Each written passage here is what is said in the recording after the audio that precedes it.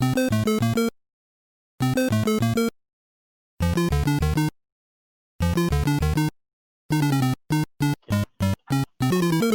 YA book fans, this is Dave, the Teen Librarian, and Savvy B, back to welcome you for our next video book talk.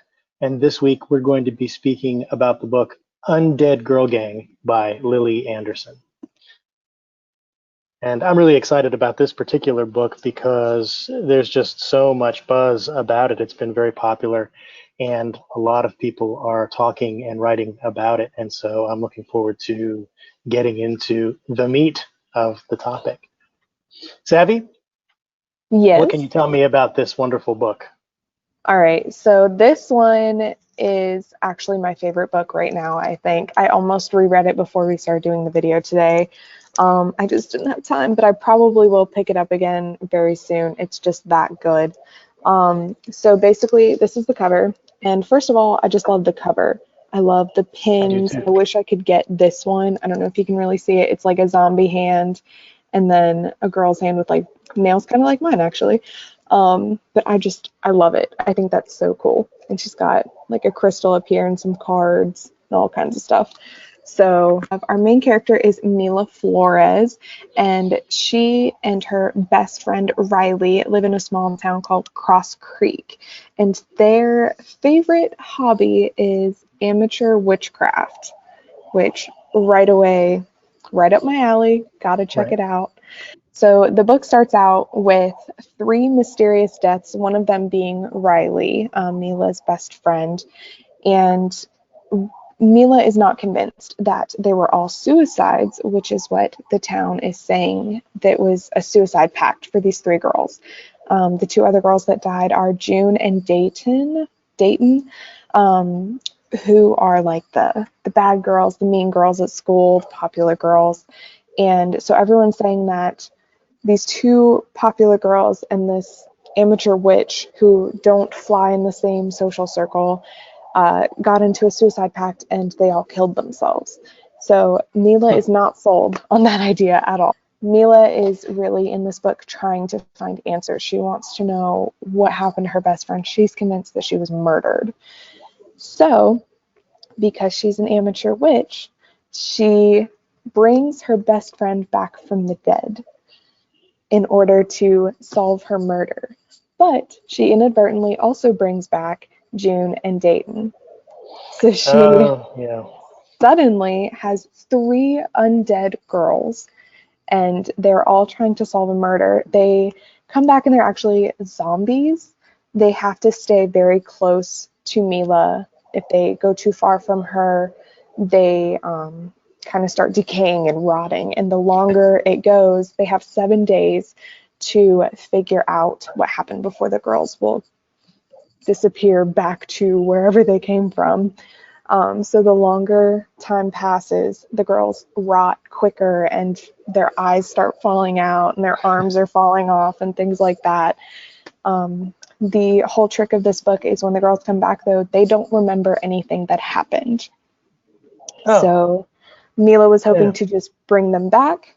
Who killed you? What happened? And then send them off, get a final goodbye with her best friend.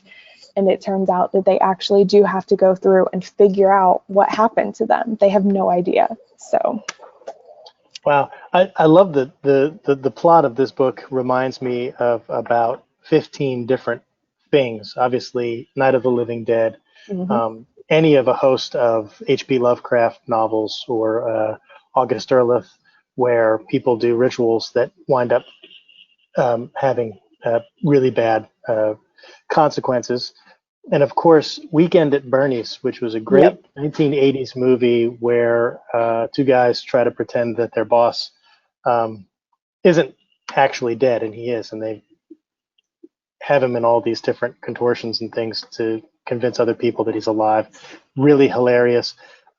What's the tone of the book? It sounds serious. There's suicide, there's or murder, there's some rituals involved. What's the tone of the book? Is it light and airy, or is it more serious? Because the cover makes it seem like it's kind of right. So and fun and kind of cute. Yeah. So you look at this cover, and even on the back, there's more pins. And so you're looking at it and you're thinking, oh, that's fun. That'll be a cute little read. And it starts off super dark, though. You know, I think the first scene was Riley's funeral, and Mila's sitting there. Everyone's crying, and Mila's just mad. She's like, I don't believe this. Nothing makes sense about this. And everyone's like, your friend is dead. You need to be sad. And she's like, no, because I know she didn't kill herself. And so I was a little confused when I first started it. As I was like, it's going to be funny. It's going to be sad, because I was told it was more on the kind of comedy side. But as I got into it, it really did pick up and got a little lighter. And it is more on the comedy side, but it does have those elements of, you know, like somebody killed these girls. Like, what happened? So. Right.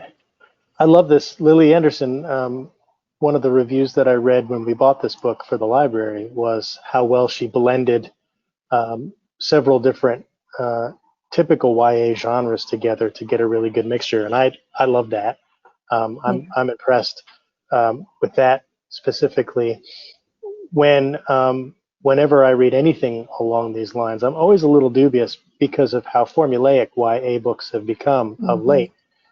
Anytime there's a popular book, Hunger Games is the key example that I go to.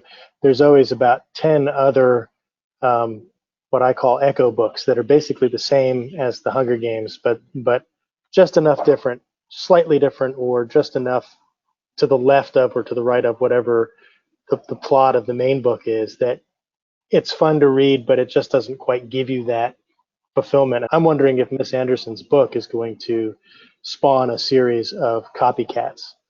Yeah. That's the thing, is when I go on Goodreads, you know, it always suggests like people who read this book would also like this book. And, you know, I'm always looking at that because I read books kind of off the beaten path. I don't always read Hunger Game type books, the super popular ones. And so every time I pull up this book, it's got about 12 other books that I've definitely already read. And so this one definitely goes along the lines of The Babysitter's Coven, which we will be talking about not next week, but the week after. Coming up in a few weeks, right? Yes. So it's in that realm of, it's kind of a satire. It makes fun of itself, and it's still got its serious moments. You know, it's still talking about death a little bit, but it's also talking about witchcraft and the stereotypical aspects that you would think that come along with witchcraft, but gives it its own personality. So. Wonderful. How many Boba Fetts would you give this book? 5 Boba Fett. 5 Boba Fetts. That's amazing. You've heard it here first, everyone. 5 Boba Fetts. Undead Girl Gang by Lily Anderson is our first 5 score. 5 Boba Fetts. Wonderful. One of the things that we deal with as librarians is concern about books that are maybe a little bit too dark, or that deal with things like witchcraft or monsters. And we encourage all parents to read books along with their teens.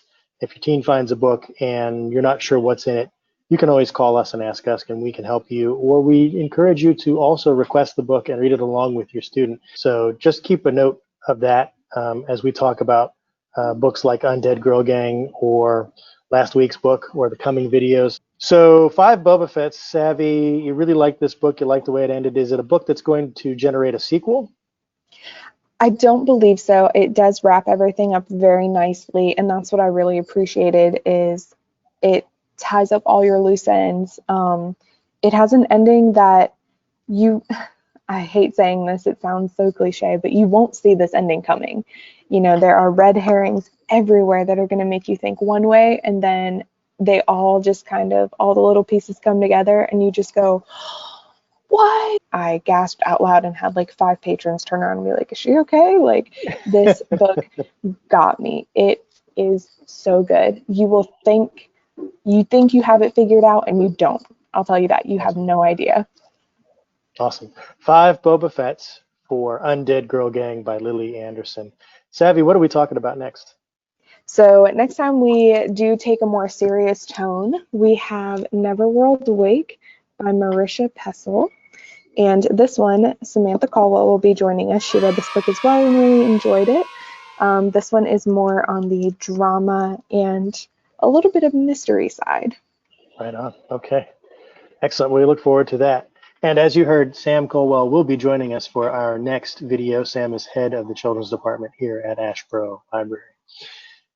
All right, well, thanks for joining us, YA book fans, for this week's video. If you like the video, please subscribe and click the little bell to get more notifications. If you want to read more of Savvy's reviews, you can always go to randolphlibrary.org and click on the teen page. Her reviews are there, and archive past editions of books that she's reviewed are also available there.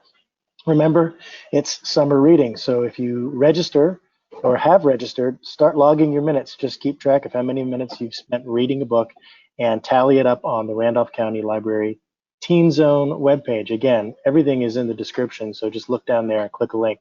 Follow us on Facebook and Instagram for more updates about when further videos are coming out and more information. And remember the 3 W's: wait 6 feet, wear a mask, and wash your hands as often as possible. And stay tuned to our social media platforms to find out more about what's going on here at your library. Thank you so much for joining us this week again for Undead Girl Gang. What a great book, and we're really glad to have you, Savvy, taking us through these wonderful books.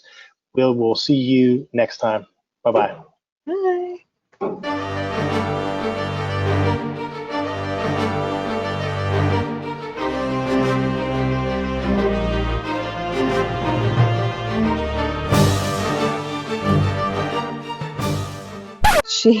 It says in the back, she's a school librarian and Melville Dewey fangirl with her ever-growing collection of musical theater tattoos and Harry Potter ephemera. She lives in Northern California, far from her mortal enemy, the snow. I love that. That's awesome. I like the brick background. Yeah. My background's a green screen. I'm actually in Tahiti. Yeah. Even though you can probably hear me. End meeting for all.